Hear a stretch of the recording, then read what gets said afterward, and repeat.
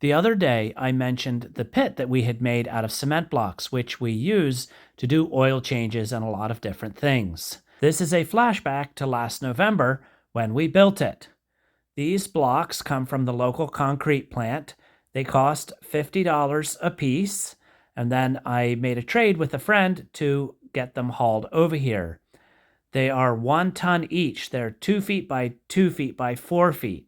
So they're very heavy. We set them into the hillside here near the greenhouse and not far away from the shop so that we can get air and power as needed, and so that the end of the pit toward the house is open, allowing easy entry and access and also good ventilation. Now, I originally posted this in November last year, and there were a lot of negative comments about the system, but it has really worked well. It's remained solid.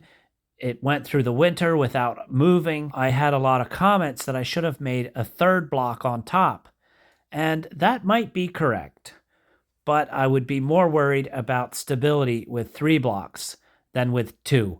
I prefer to use 2 and just sit on a stool or have a little bit more of a clearance issue and know that it's good and solid and that it won't fall in. And once we placed all the blocks, then we filled it all in with dirt around, and I've had to go back and top it up 2 or 3 times as the dirt has settled. But as I said before, the blocks haven't moved, so it really has worked well, and it gives a good, solid feel to it. We've had everything on here from the Kubota all the way up to the combine.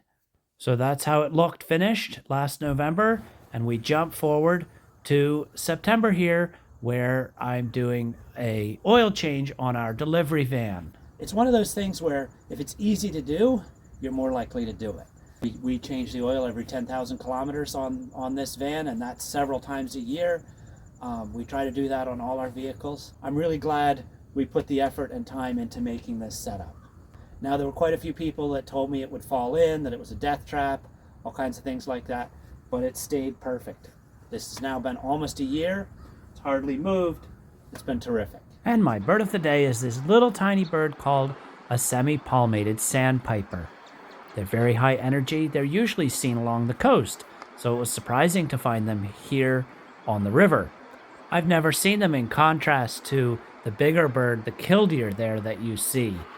That killdeer nests on the farm, but these little guys are so small.